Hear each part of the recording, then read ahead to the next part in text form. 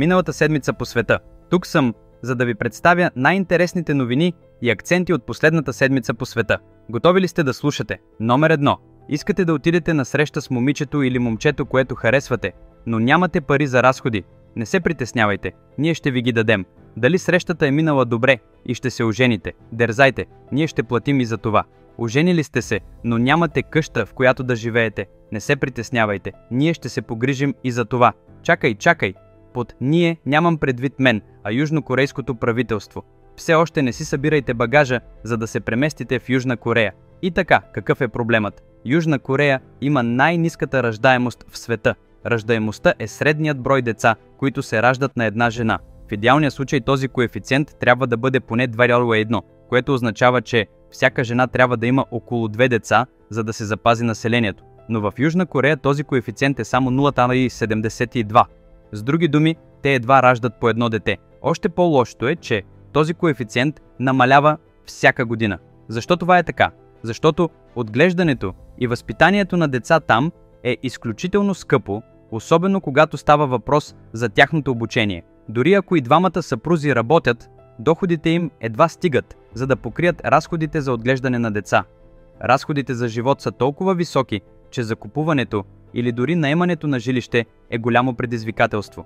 В резултат на това, много от младото поколение в Южна Корея са решили да не се женят. Парите, които печелят, са достатъчни, за да бъдат щастливи, но не и за да създадат или управляват семейство. В момента населението на Южна Корея е 51 милиона души, но се предполага, че след 76 години то може да намалее до 26,8 милиона. Ето защо Южна Корея харчи стотици милиарди долари, за да повиши раждаемостта си. Те предлагат на двойките 500 000 корейски вона само за да отидат на среща, 20 милиона ако се оженят и 30 милиона за да им помогнат да си купят къща след сватбата. Но има едно условие – те трябва да имат деца. Номер 2. Един мъж използва колекцията си от 600 автомобила Rolls-Royce, за да посрещне индийския министър-председател Моди в Бруней. Този човек е вторият най-дълго управлявал монарх в света. Той е Султан Хасан ал Болкиах, крал, монарх и министър-председател на Бруней. Той е и собственик на най-голямата частна колекция от луксозни автомобили в света, оценявана на около 5 милиарда долара. Султан Хасан ал Болкиах притежава повече от 7000 луксозни автомобила, включително 600 Rolls-Royces. Той дори държи световен рекорд на Гинес за своята колекция от автомобили. Впечатляващата му колекция включва 450 Ферари, 380 Бентли, както и Порше, Ламборгини, Майбах, Джагуарс, БМВ и Макларенс. За сватбата на дъщеря си той поръчва поръчков Rolls-Royce, покрит с 24-каратово злато. Султан Болкиах живее в двореца Истана Нурул Иман, който държи рекорда на Гинес за най-голям жилищен дворец в света. Самият дворец е богато украсен с 22-каратово злато. Доста интересен и луксозен живот, нали? Нито един индийски президент не е посещавал Бруней, но Моди пътува до там по покана на султана. Посещението му беше по повод 40 годишнината от установяването на дипломатически отношения с Бруней. Досега малко хора знаеха, че такъв крал изобщо съществува в нашия свят. Номер 3. Шведски учени направиха революционен пробив в лечението на рак. Те са разработили нанороботи, които могат прецизно да насочват и унищожават раковите клетки в организма. Тези нанороботи са разработени от престижния Каролински институт. Те са невероятно малки и могат да навлизат в човешкото тяло и да спират развитието на раковите клетки и туморите, без да увреждат здравите тъкани. Според професор Хокберг, тези нанороботи се разработват на ниска цена, което прави тази модерна технология достъпна за всички. Учените са оптимистично настроени, че в близко бъдеще тези нанороботи ще могат лесно да елиминират всякакъв вид ракови клетки. Скъпи приятели, ще ми повярвате ли, ако ви кажа, че прочитането на една от най-интересните истории може да накара човек да забрави целия си живот? Или че само ако прочетете тази история на децата си, може да ги научите на ценностите, които са им необходими за живота? Ами ако ви кажа, че за всеки проблем, който някога сте имали или ще имате в живота си, можете да намерите решение само като прочетете една история. Да, това е възможно. И то само с най-великия епос, разказван някога в историята на човечеството – Махабхарата. Тази история е 100 пъти по-добра от който и да е филмов блокбъстър. Това е предизвикателство. Цялата история на Махабхарата, разказана с думите на Викрамадитя, е достъпна в 2 части, като книги и електронни книги. В Amazon и 43 други онлайн магазина. Тази книга е достъпна на 54 езика в целия свят. В описанието под този видеоклип съм включил линкове. Поръчайте я незабавно, защото това не е просто книга, а библиотека, от която животът ви се нуждае. Номер 4. Всичко, което Ким Чен Ун прави в Северна Корея, със сигурност ще влезе в заглавията на вестниците. Неотдавна севернокорейското правителство осъди на смърт 20 служители. Причината? В щата Чагонг проливните дъждове предизвикаха свлачища, които срутиха 400 тон къщи. Имаше значителни човешки и материални загуби, като повече от 1000 души загинаха, а хиляди други бяха ранени. Градовете Синуиджо и Уиджо бяха повече от половината под вода. Бедствието е толкова тежко, че е започнато разследване, което стига до заключението, че загубите на човешки живот е можело да бъдат предотвратени, ако на време са били взети правилните мерки. За бедствието е обвинено правителството. В резултат на това, Следствена комисия признава 20 служители за отговорни за това, че не са успели да предотвратят такова голямо природно бедствие и ги осъжда на смърт. В този случай, природното бедствие е причинило смъртта на тези 20 служители. Номер 5. Вероятно сте чували за Neuralink. Тази технология се разработва с цел възстановяване на зрението на слепите. Изследванията се провеждат от известно време и наскоро Агенцията за контрол на храните и лекарствата даде своето одобрение. Позволете ми да обясня как работи тя.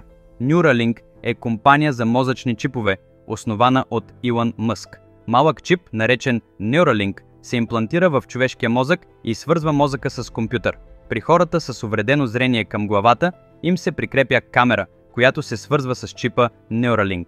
Тази камера заснема визуални данни, които се предават директно на мозъка чрез Neuralink, който преобразува данните в визуална информация, разбираема за мозъка. По този начин дори слепите могат да възвърнат зрението си. Мъск наистина е забележителен, нали? Просто зашеметяващ. Номер 6. Сънят е от съществено значение за здравословния живот. Обикновено човек трябва да спи от 6 до 8 часа всеки ден. Известно е, че хора като Садхгуру и Елон Мъск спят само по 4 часа. Без достатъчен сън може да пострада както физическото здраве, така и умственото развитие. Но какво ще стане, ако някой ви каже, че спи само по 30 минути на ден? Трудно е да се повярва, нали? Изглежда почти невъзможно. Но Дайсуке Хори, 40 годишен мъж от Хього, Япония, спи само по 30 минути на ден в продължение на 12 години. Той се е научил да живее по този начин и остава много здрав. Въпреки твърденията му, лекарите и медиите трудно му повярваха. Затова японската телевизия Йомюри го тества, като го постави под денонощно наблюдение в продължение на 3 дни. През това време Хори е спал общо само 26 минути. Той останал много активен, като се занимавал с ежедневните си задължения и тренировки. Хори обяснява, че като е спал само по 30 минути на ден, удвоих живота си. През последните 12 години съм живял 24 години. Чували сме за победата на Арджуна над съня в Махабхарата, но сега ставаме свидетели на това в реалния живот. Хори е доказателство, че когато човек се захване с нещо, може да постигне невъобразимото. Номер 7. Историята знае кога, къде и как да разкрие тайните си. Когато моментът е подходящ, тя изважда всичко наяве. Около 550-330 година пронос.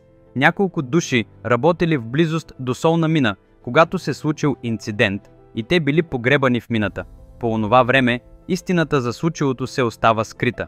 Неотдавна, докато изследват солната мина, изследователите откриват естествено мумифицирана овца. Когато проверили възрастта и те били шокирани да научат, че тя е на повече от 1600 години. Любопитни какво друго може да има там, те продължили да търсят и открили телата на няколко души, естествено мумифицирани по същия начин. Тези хора са били запазени от солта в мината, която е предпазвала телата им през всичките тези години. Телата били намерени в същото положение, в което са били, когато са умрели, като някой, който вдига ръцете си, за да се предпази, когато върху него падне тежък предмет. Археолозите и учените смятат, че тези работници са принадлежали към династията на Ахеменидите в Персия и са загинали в солната мина. Номер 8. Според Индийския индекс на състоянието за 2023-2024 година, Вират Кохли е платил 7,86 милиона щатски долара данъци, което го поставя на първо място в списъка на спортистите, плащащи данъци. В общия списък на известните данъкоплатци Кохли се нарежда на 5-то място. Боливудската суперзвезда Шах Рух Хан е начело на списъка, като през последната финансова година е платил 92 милиона рупии данъци. В спортната категория Кохли е следван от Махендра Сингх Дони, който е платил данъци в размер на 38 крони рупии. Сачин Тендулкар е платил 28 крони рупии, а Сурав Гангули 23 крони рупии. Тамилският актьор Талапати Виджей е вторият по големина данъкоплатец след Шах Рух Хан, който плаща 80 крони, следван от Салман Хан, който плаща 75 крони. Амитаб Бачан е на следващо място с плащане от 71 крони, следван от Вират Кохли, който плаща 66 крони, Аджай Девган плаща 42 крони и Ранбир Капур 36 крони. Важно е да се отбележи, че Вират Кохли произхожда от семейство от средната класа, но за да достигне до това ниво днес, се дължи единствено на упоритата му работа и отдаденост. Приятели, съдържанието в следващия епизод ще бъде на съвсем ново ниво. Не го пропускайте. Нека се срещнем отново следващата събота по същото време. Не забравяйте веднага да поръчате книгата ми Махабхарата. Включил съм линковете в описанието под това видео. А ако все още не сте се абонирали за канала ми, моля, направете го незабавно. До тогава се грижете за себе си. Довиждане!